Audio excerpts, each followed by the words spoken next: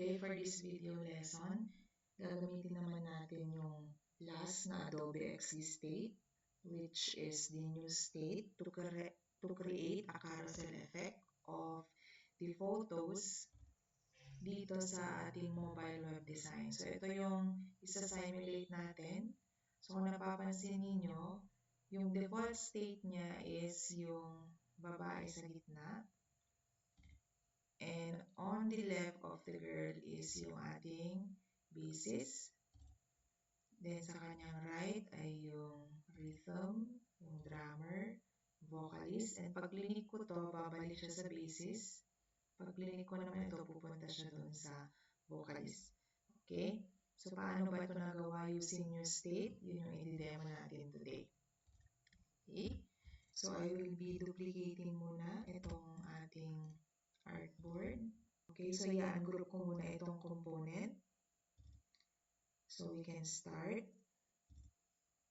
yung ating demonstration. Okay, so syempre ang unang ginawa ko is I prepare this layout. So dito gumamit ako ng shape na rectangle para dun ko ilagay or i-insert or i-mask yung aking pictures para pare-pareho sila. And then itong nasa gitna, ito yung malaki na picture, and then yung maliliit naman yung mga susunod. Kasi we want na yung kung ano yung nasa gitna, yun yung large na picture, and then yung mga susunod, saka lang sila lalaki pag sila na yung nandito sa gitna. Okay, so considering na natapos na natin yung layout na part, so nagawa na natin yung mga pictures, ayan, naglagay na rin tayo ng mga text sa mga pictures.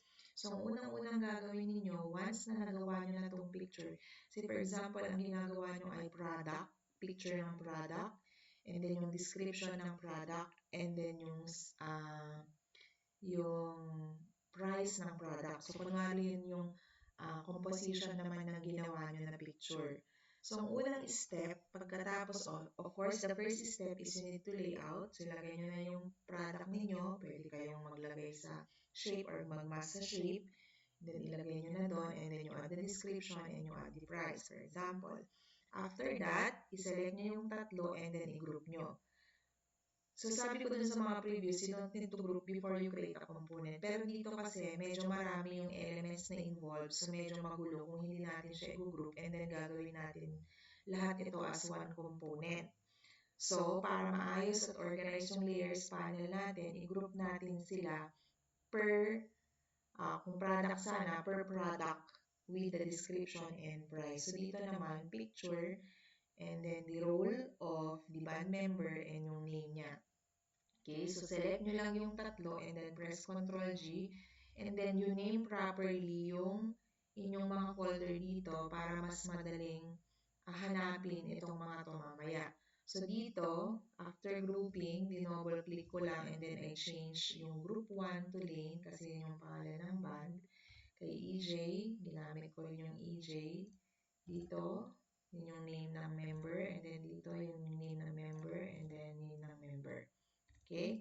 So, after nyo gawin yung layout, after nyo i-group, after nyo i-rename yung mga group dito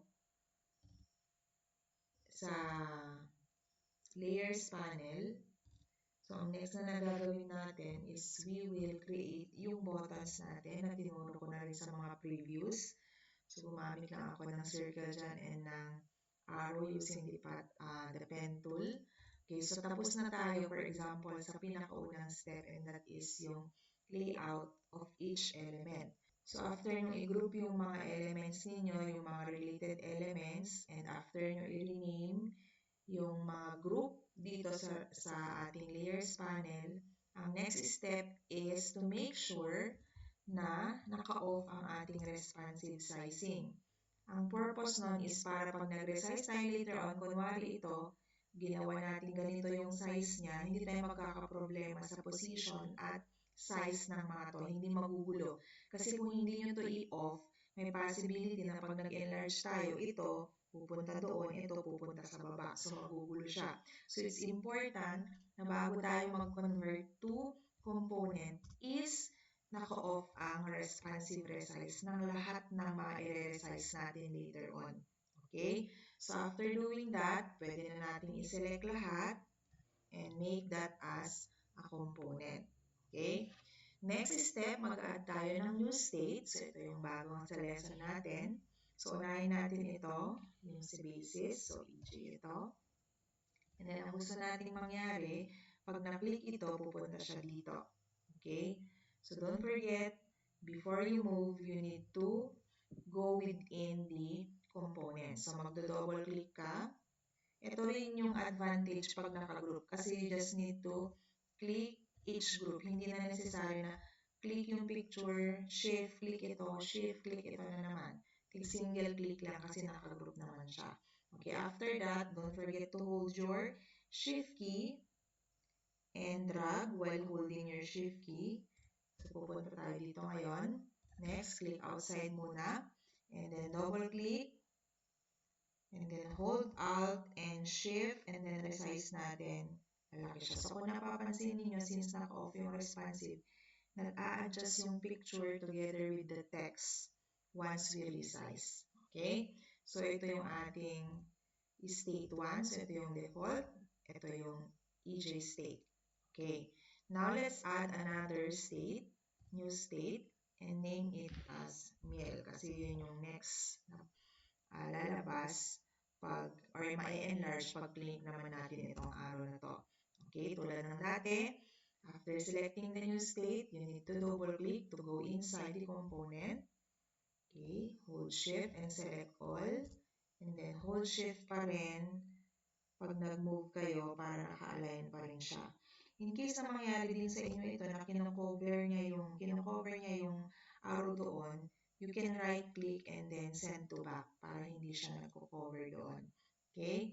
Next, let's double click this. Hold Alt and Shift and resize this. Double click din natin ito. Hold Alt and Shift and resize natin. Parang nakalimutan natin i-resize kanina dun sa isa. So, balikan lang natin yung EJ state natin kanina. Double click this and resize. Kasali siya dun sa maliliit na size. Ayan. Okay, so default, EJ Miel. Okay, let's do the same process. Plus, new state. Ito naman ay yung merge. Okay, go inside the component, hold shift and select all the pictures, hold shift pa rin and then move. Okay, next, double click, hold shift and alt and resize. Double click, hold shift and alt and resize. Okay, so that's for the third state. Let's add another state for the last band member. Yan. Let's go inside the component, hold shift and select all the picture. Hold shift and drag the last picture. Then let's resize this. And let's also resize this. Okay. Yan. Okay, so default, back, next band member, next band member, next band member. Now, mag-add na tayo ng animation para smooth yung transition niya. So, let's go to prototype. Okay, so sa default state, let's double click this. So, if this is click, mag-add tayo ng trigger. Pupunta siya, auto-animate, and then pupunta siya dito sa state na to. Dito. Okay, so select natin is in out, 1 second. Okay, pag ito naman ang clinic, let's add interaction. Pupunta naman siya dito sa state na to. Okay, click anywhere outside the artboard and then click.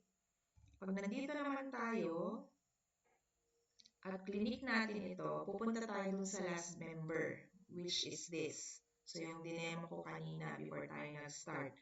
So, pupunta siya sa last band member. At pag ito naman ang na-click, top, pupunta siya sa default, which is this. Okay? Next.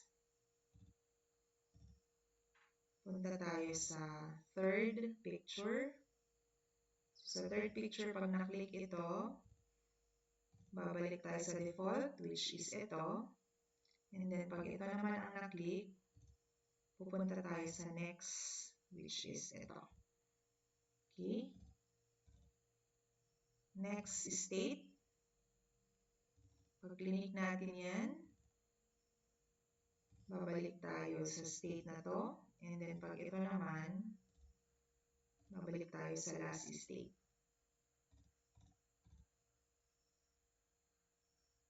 Let's go to the last state. Sa last state, pag na-click ito, babalik tayo sa drummer. And then, pag na-click ito, babalik tayo doon sa pinakaunang picture, which is this. Yan. Ito. Okay? So, let's test. Okay, balik muna tayo sa default state. Okay, and let's test. Okay, so yun yung default.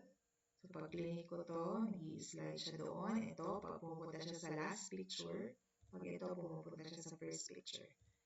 Next picture, next picture, next picture, next, and then last. Okay? So, that's how you create carousel effect. So, huwag nyo lang kakalimutan yung bago kayo mag-change ng position, you need to double-click or enter within the component. Yun yung nami-miss kasi natin. Okay? So, I hope it's clear and I'm hoping na ganun din kaayos yung gagawin natin sa project natin.